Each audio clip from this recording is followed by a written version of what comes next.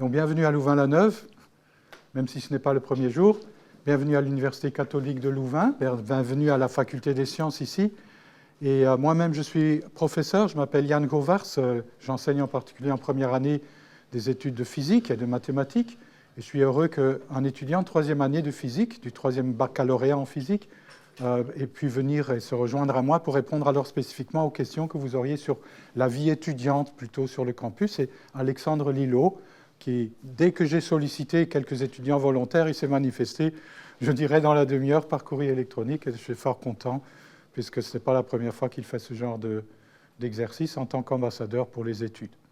Alors c'est normal que vous vous interrogiez, c'est parfait que vous vous informiez un maximum, vous preniez votre bâton de pèlerin et vous informez tous azimuts concernant les orientations d'études, les sciences qui vous attirent, vous passionnent, les avenues possibles pour trouver ensuite une profession, un travail, des débouchés avec un certain diplôme. Et quel que soit le diplôme universitaire, au terme des 5 années à l'université ici en Fédération Wallonie-Bruxelles, comme le sont organisées les études universitaires, il n'y a pas d'inquiétude réellement à avoir avec un diplôme universitaire.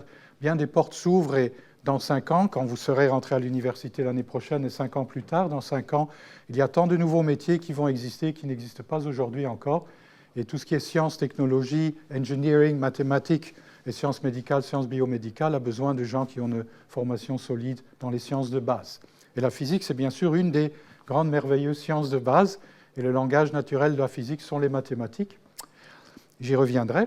Et donc, d'une manière tout à fait uniforme ici en Fédération Wallonie-Bruxelles, aussi bien à Bruxelles qu'en Wallonie, l'enseignement supérieur pour les universités est organisé de la même façon, à l'un ou l'autre diplôme près, qui sont encore un peu des anachronismes qui doivent être réglés pour uniformiser avec l'espace européen pour l'enseignement supérieur.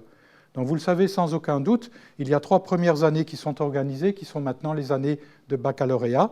Et au terme de ces 3 premières années qui forment le premier cycle, il y a le deuxième cycle avec 2 années de master. Et donc Alexandre, il est sur le point de rentrer dans la première année de master en physique dès la rentrée prochaine au mois de septembre.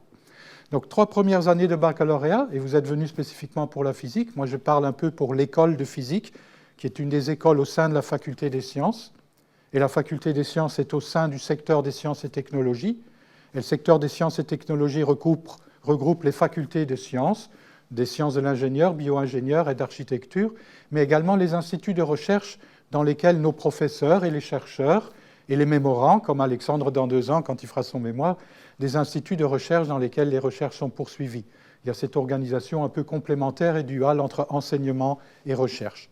Pour ce qui est de l'enseignement, ça concerne bien sûr en premier lieu la première année du baccalauréat, et elle est largement partagée avec la première année en mathématiques.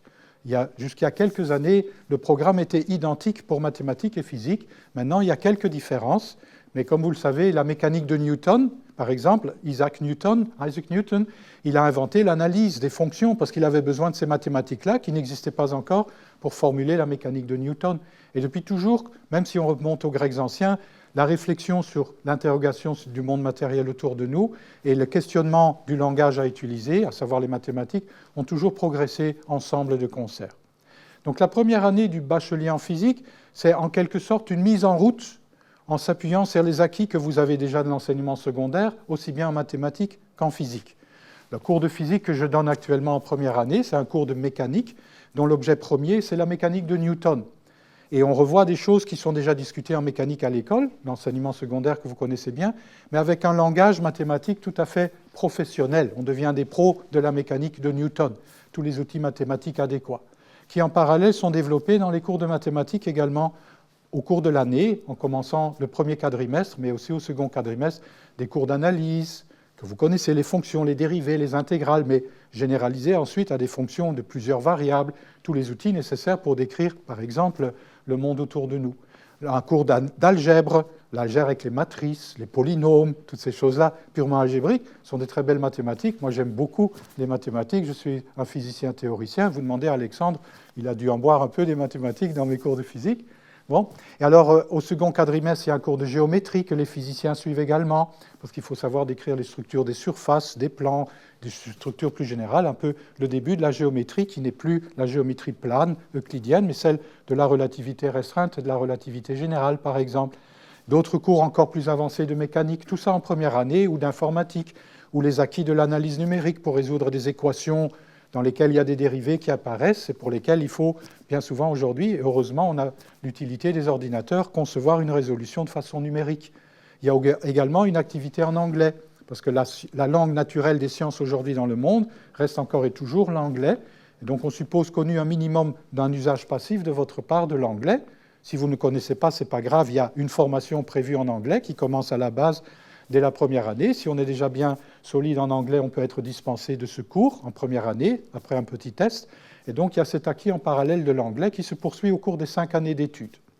Donc là, vous avez un peu un aperçu de la première année, les types de matières qui vous sont familières, mais qui sont revues en quelque sorte fort rapidement et d'emblée dans un contexte moderne du langage quotidien que les mathématiciens et les physiciens utilisent. Et sur base de ça, on construit les acquis qui suivent. Par exemple, au second quadrimestre de première année, il y a un cours de physique des ondes, les phénomènes ondulatoires, les ondes sonores, pour le moment je parle beaucoup, les ondes à la surface de l'eau, les ondes électromagnétiques, toutes ces choses-là font partie de la physique, et pour les décrire, il faut des mathématiques adaptées, avec plein de dérivés, de fonctions dans tous les sens, avec des fonctions de plusieurs variables, savoir utiliser ça de manière algébrique, les structures abstraites algébriques qui sous-tendent ces équations, qui décrivent ces comportements, des équations de l'électricité et du magnétisme, des ondes électromagnétiques, toutes ces choses-là. Donc la première année, c'est essentiellement poser les bases, consolider les bases, enraciner les bases d'une réflexion d'un scientifique qui apprend à respirer comme un scientifique, tout comme nous, aujourd'hui, on respire sans en être conscient, ça devient instinctif parce que c'est une nécessité pour devenir scientifique. Alors, spécifiquement pour la physique, après les 2 et 3e années, qui sont les 2 3e années du premier cycle, qui forment les années qui suivent pour le baccalauréat, en physique, évidemment, ce sont les cours de la physique moderne. On pose les bases des équations de Maxwell de l'électromagnétisme, on pose les bases de la relativité restreinte, on pose les bases de la relativité générale. Ça, c'est vraiment la physique moderne, non quantique encore, du début du XXe siècle, et qui s'est poursuivie au cours du XXe siècle avec la prédiction des ondes gravitationnelles faite par Albert Einstein en 1916 et découverte en 2015, le 14 septembre 2015. Je m'en souviens toujours parce que c'était le jour de la rentrée académique cette année-là. Cette année-ci, ce sera le 19 septembre 2022 pour vous si vous décidez de venir à l'université. C'est la date qui est inscrite ici, en tout cas pour l'UC Louvain, l'Université catholique de Louvain. Ces cours-là, également, il y a une ouverture avec des outils mathématiques plus avancés, plus progressifs. Il y a des cours de physique mathématique, les mathématiques nécessaires à la physique, pour faire la géométrie de l'espace-temps en relativité restreinte ou en relativité générale, des structures algébriques plus générales. Il y a des cours de physique mathématique avancés sur lesquels les cours de physique s'appuient. Il y a également une première familiarisation avec la physique quantique, la mécanique quantique pour commencer, celle qui décrit un électron et un proton pour former l'atome d'hydrogène. Et puis au-delà, la physique quantique avancée. Et finalement, on arrive au seuil des études de master. Donc les études du baccalauréat, c'est la formation solide d'un scientifique qui se respecte et qui sait respirer comme une physicienne, comme un physicien, comme une mathématicienne, comme un mathématicien. Alors arrive le deuxième cycle des études de master, 2 années. Et là, on commence à s'orienter dans des filières qui ont comme visée des domaines de recherche. Puisqu'évidemment, durant la seconde année du master, on doit réaliser un travail de fin d'études, un mémoire. Et on rejoint une équipe de recherche autour d'un professeur qui propose des sujets de mémoire. Habituellement, il y a une équipe de chercheurs autour de lui, des doctorants, des post-doctorants. Bien souvent, aujourd'hui, les post-doctorants sont des chercheurs venus de l'étranger qui passent 2, 3, 4 années avec nous, forment toute une équipe de recherche autour de programmes de recherche, et à un moment vient s'intégrer dans un programme de recherche qui est proposé par les professeurs, en l'occurrence au sein de l'école de physique. Et donc là, au cours des années de master, dès la première année de master, on s'oriente vers des domaines de recherche pour lesquels on envisage de réaliser son projet d'étude, son projet de mémoire. Et donc pour anticiper cette orientation de recherche, il y a déjà une proposition dans la 3e année du baccalauréat d'un petit projet de recherche, mini-recherche individuelle, assez minime, pas très conséquent, mais qui est l'occasion déjà de se familiariser avec un domaine un peu particulier et de l'approfondir par soi-même sous la direction d'un professeur. Un mini-mémoire au terme de la 3e année. Je suis sûr qu'Alexandre est bien occupé avec son projet individuel de recherche de cette année-ci. Donc ça, c'est pour anticiper dans ces orientations. Alors, puisque j'ai entamé le master, je poursuis un peu sur le master. Vous devez savoir quels sont les grands domaines de recherche qui sont spécifiques à l'UC Louvain en physique. Si vous allez à l'Université de Liège, à l'Université libre de Bruxelles, à l'université de Namur, à l'université de Mons. Suivant les universités, ils sont forts dans certains domaines de recherche. On ne peut pas être fort dans tous les domaines de recherche de la physique, parce que c'est trop vaste le domaine de la physique. Il y a des domaines entiers de recherche de physique pour lesquels la Belgique n'est pas un des grands experts. La Belgique est experte dans plusieurs domaines fondamentaux de recherche en physique, mais il y a bien des domaines pour lesquels il faudrait aller voir à l'étranger. Donc voir à l'étranger, c'est aussi des échanges Erasmus. Et lorsqu'on est en master, on peut participer à un programme Erasmus et passer une moitié d'année, voire la totalité d'une année ailleurs, habituellement en un pays en Europe, mais il peut aussi se faire que ce soit à l'étranger, en dehors de l'Europe, en Afrique du Sud, en Australie, à Hong Kong, si on veut encore y aller. En Angleterre, c'est plus difficile. Le Canada, on a beaucoup de contacts avec le Québec, pays francophone, mais aussi des universités anglophones au Québec. Ça peut être dans les pays scandinaves, où les programmes sont enseignés en anglais. Et notre programme de master, officiellement, il est aussi enseigné en anglais. Mais s'il y a tous les étudiants dans les cours qui parlent français, les cours encore, en général, sont enseignés en français.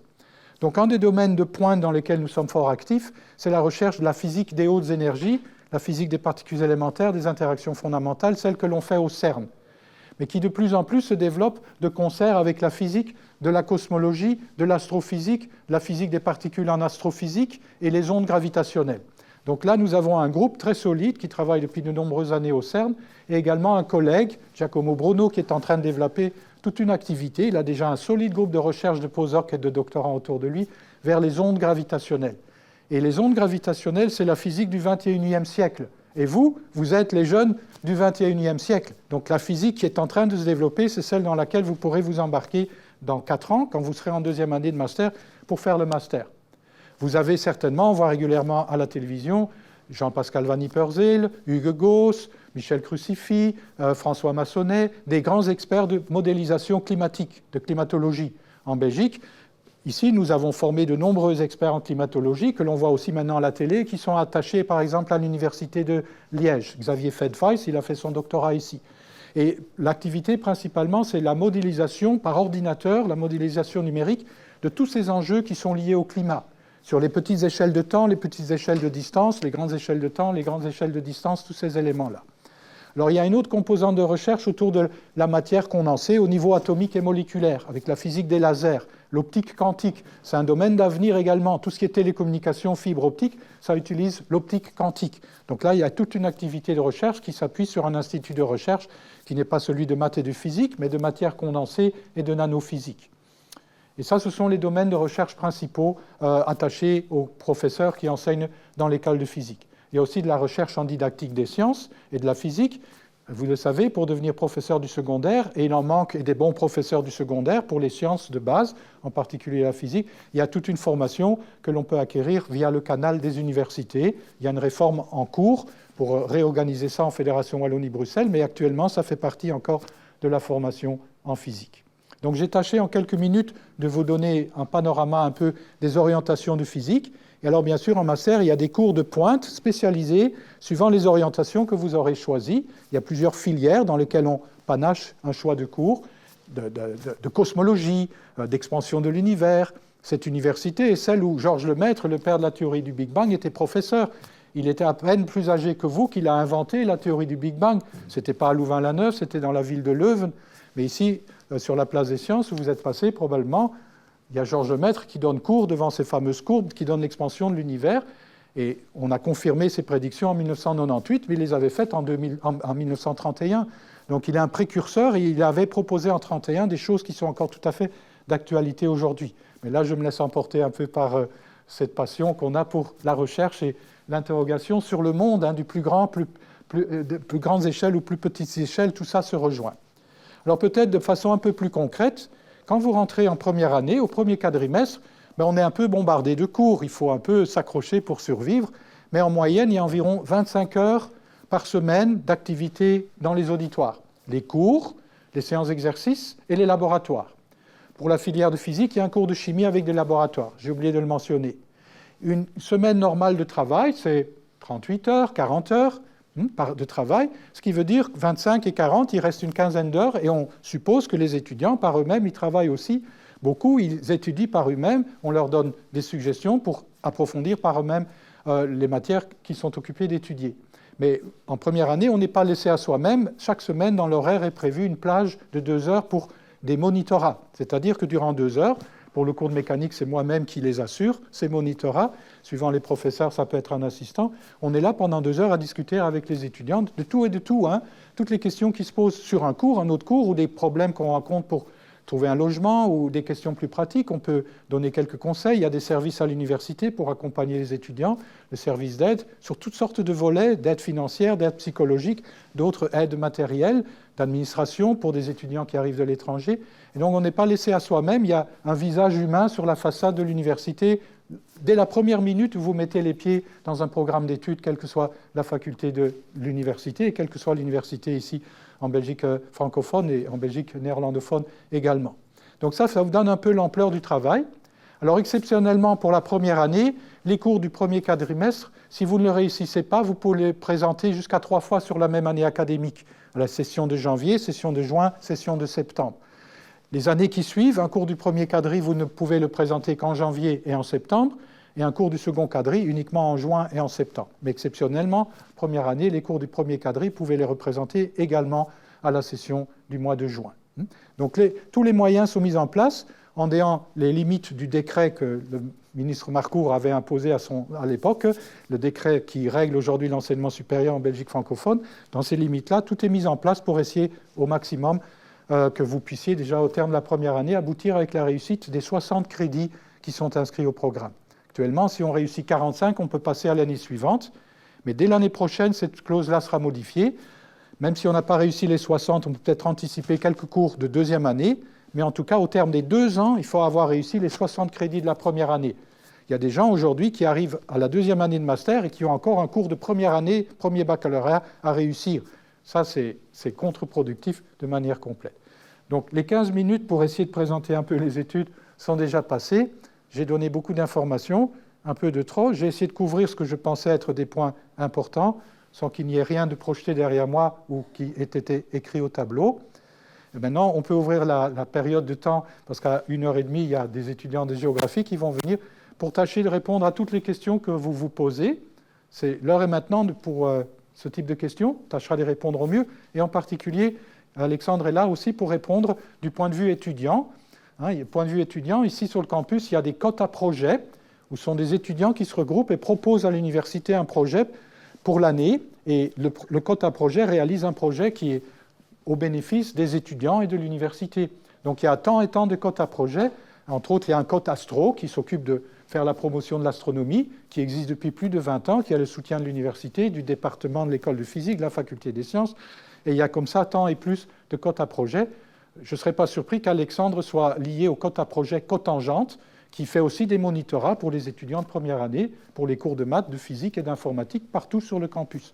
Donc dès le début, vous pouvez être intégré dans une vie étudiante fort riche, pour laquelle moi, à mon grand âge, je n'ai pas d'expérience récente. Et donc Alexandre, il a une expérience concrète, directe. Il y a le cercle de la fac des sciences, la maison des sciences, qui chaque année, quand il n'y a pas le Covid, fait une revue pour se moquer gentiment des profs. Il faut écrire les textes, la musique, la danse, les décors et tout ça et tout ça. Et c'est un moyen unique de se faire des amis et pour la vie, des autres facultés aussi, de se retrouver entre étudiants.